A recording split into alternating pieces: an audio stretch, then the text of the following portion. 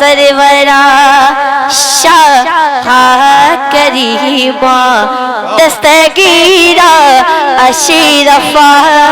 یہ تو اللہ کا کرم ہے، یہ تو اللہ کا احسان ہے کہ اس نے تمہارے بھی اور ہمارے بھی عیبوں پہ پردے ڈال رکھے ہیں.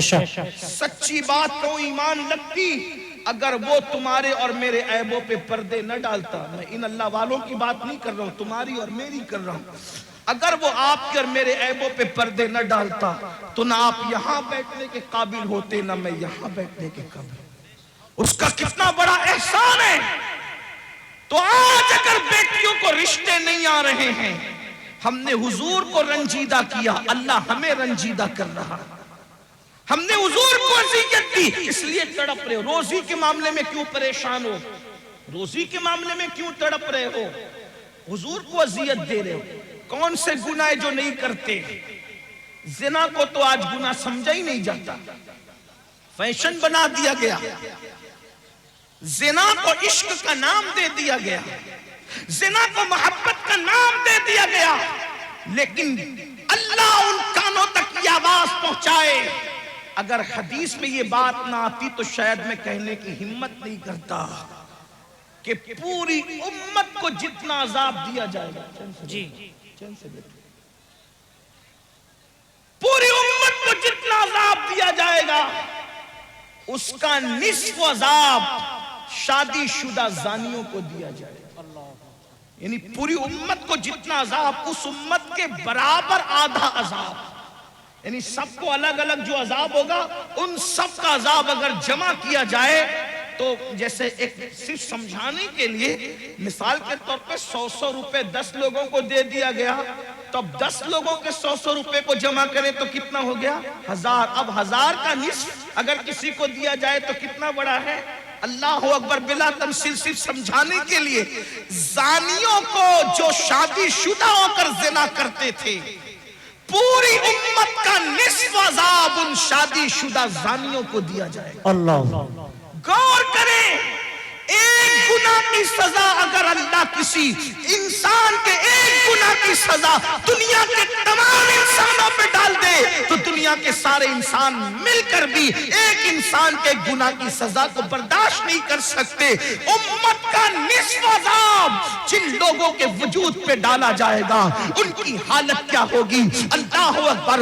وہ جہنم جس میں پہاڑ بھی پگھل جائیں گے، اس کی آگ کو جس میں پہاڑ پگھل جائیں گے، وہ آگ جہنمیوں کے زنا کے اعضاء پر دہکائی جائے گی، ان کی شرم کی جگہ پہ دہکائی جائے گی.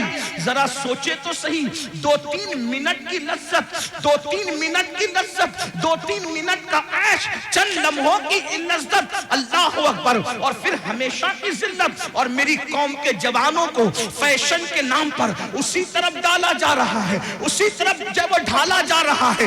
کل کا جوان زنا کے نام سے بھی کانپتا تھا. میں جانتا ہوں اپنے بچپنے کی وہ داستانیں کہ نوجوان لوگ کہتے تھے ہم ساری شرارتیں کر سکتے ہیں لیکن زنا کی طرف جانے کی ہمت نہ ہوئی. یہ ہمارے بچپن تک جوانوں کی باتیں ہم نے سنی تھی، ہر مستی کریں گے، ہر شرارت کریں گے لیکن بدی کی طرف نہیں جائیں گے. مگر افسوس آج ہم کتنا دکھی دن دیکھ رہے ہیں، کتنے کرب سے گزر رہے ہیں، کتنی اذیت سے گزر رہے ہیں.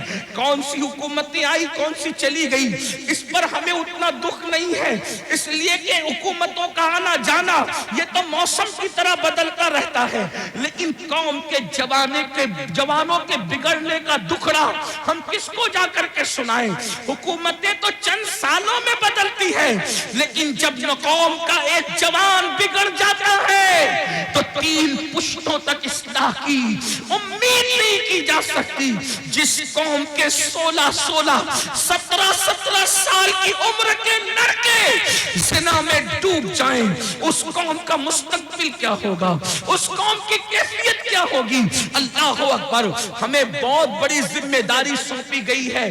میرے آقا علیہ السلام کے دیوانوں، بالخصوص جوانوں سے مخاطب ہوں میرے بھائیوں، اللہ کے بندوں، زنا کی بڑی کربناک سزا ہے. اللہ جب کسی زانی کو سزا دیتا ہے تو اس کی کئی پشتوں تک وہ سزا باقی رہتی ہے. اللہ مگر جو توبہ کر لے، توبہ کرنے والوں کو اللہ معاف کرتا ہے. بے اور شک یہ بھی کہا گیا جس نے شادی سے پہلے زنا کیا اللہ اس کی نسل میں عیبی، لنگڑے، لولے، اندھے، گونگے بچے پیدا کرتا ہے تاکہ اس کا دکھ وہ جھیلتے رہے. 98% لوگوں کے گھر میں جو عیبی بچے پیدا ہوتے ہیں وہ زنا کی نحوست کی وجہ سے پیدا ہوتے ہیں. مائیں اور بہنیں موجود ہیں، ان کو ایسا لگتا ہے سورسز کی وجہ سے اچھے رشتے آتے ہیں.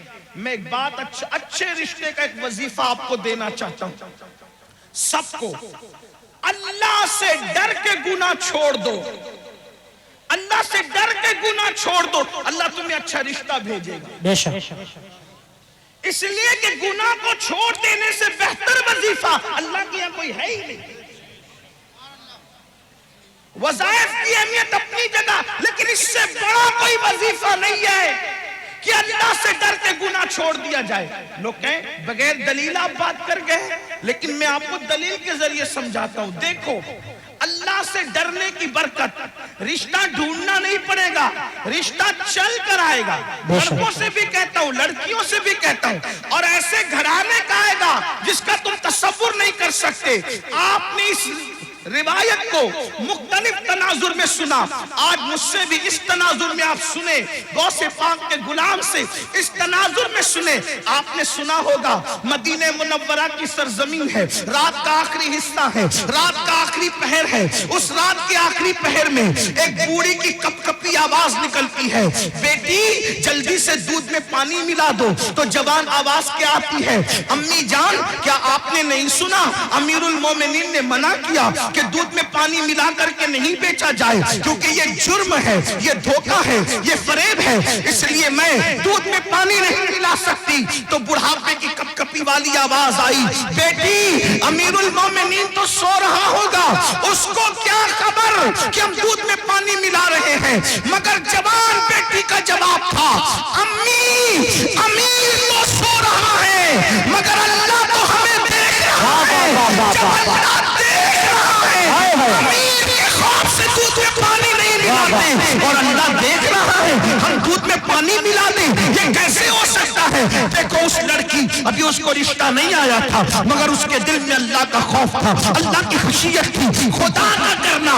امیر المومنین، غیث المنافقین، امام المجاہدین، جانشین رسول سیدنا عمر ابن خطاب رات کی تاریکی میں مدینے کی گلیوں میں گھوم رہے تھے تاکہ رعایا کا حال دیکھیں. جیسی کانوں میں آواز ٹکرائی خوش ہو گئے کہ میری رعایا میں ایسی بچیاں بھی موجود ہیں جو رات کی تاریکی میں بھی اللہ سے ڈرتی ہے. گھر پہ نشان لگایا، جن کو معلومات لی کہ بچی شادی شدہ ہے کہ کنواری ہے، پتہ چلا کنواری ہے. اپنے بیٹوں کو جمع کیا، جمع کرنے کے بعد کہا میں بوڑھا ہو گیا ہوں، اب شادی نہیں کر سکتا، بتاؤ تم میں کون اس لڑکے سے شادی کرے گا. ایک بیٹے نے کہا میں کروں گا. اللہ اکبر، اللہ اکبر. کل تک جس کے گھر کوئی رشتہ نہیں آ رہا تھا، یہ خوف خدا سے، گناہ سے بچنے کی برکت ہے کہ اللہ اکبر سینکڑوں مربع میل پر حکومت کرنے والے فاروق اعظم کے گھر کا رشتہ بغیر کسی سورس کے ان کے گھر پہنچ گیا. اور اللہ اکبر صرف خوف خدا کی برکت سے وہ لڑکی 3 بر اعظموں کے حاکم عمر ابن خطاب کی بہو بن گئی. بے شک سبحان اللہ، وجہ سبحان اللہ، اللہ کا خوف، اللہ کی خشیت. اور صرف فاروق اعظم کی بہو نہیں بنی بلکہ اللہ نے اس بیٹی سے بیٹی پیدا فرمایا، اور اس بیٹی سے جو بیٹا پیدا ہوا وہ پہلی صدی کا مجدد حضرت عمر ابن عبدالعزیز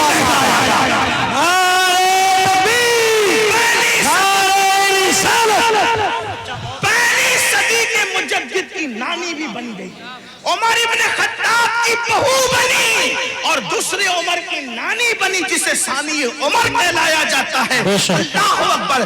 یہ ہے تو عرض کیا کر رہا تھا جب حضرت عیسیٰ نے پوچھا اے قوم مرے ہوئے اوندے پڑے ہوئے لوگوں بتاؤ اللہ نے تمہیں کیوں اوندے منہ مار کے ڈال دیا؟ تو انہوں نے کیا کہا؟ ہم دنیا سے محبت کرتے تھے. پہلی وجہ دنیا سے محبت. آج دیکھ لو ٹٹول لو اپنے دلوں کو. دنیا کی محبت ہمارے دلوں میں کتنی ہے.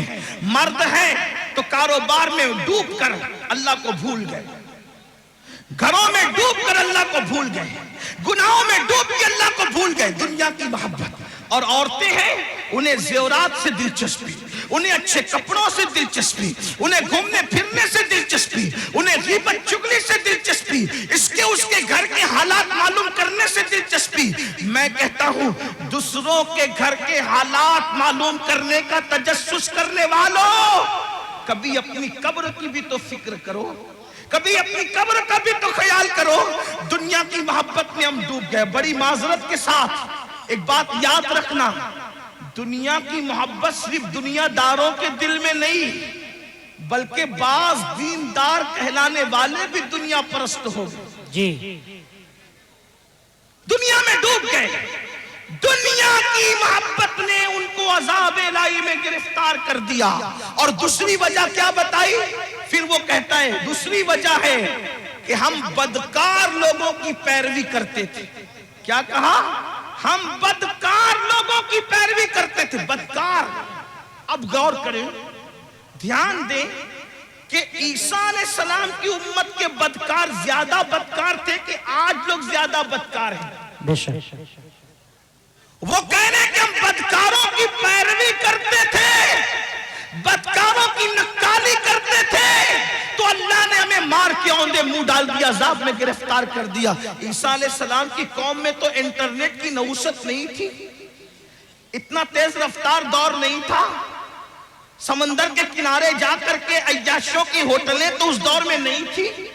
آپ غور کریں کہ وہ لوگ اگر بدکاروں کی پیروی کریں تو مار کے اوندے منہ ڈال دیے جائیں.